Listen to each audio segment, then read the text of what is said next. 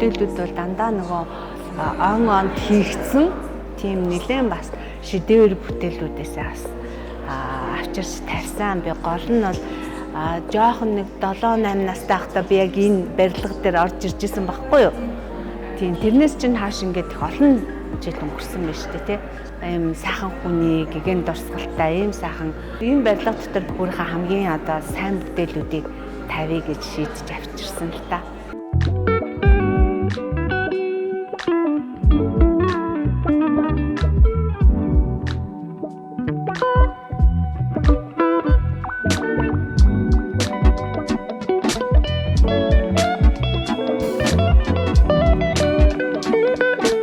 Уран бүтээлийг хийхдээ би яг байгалыг дуурайж зурхтаа биш те тэр байгалаас авсан тэр гоё атмосферыг өөрийнхөө мэдэрсэн мэдрэмжээр ингэж нөгөө бусдад бас харуулж ихээр байгалийн тэр агуу энергийг шингээгээд бүтээсэн бүтээлүүдийг бол ингээл хүмүүс ингээл хараад бүр өөрөө ирэхгүй л ингээд яг татагдчихж байгаа нь ингээд мэдрэгддэг.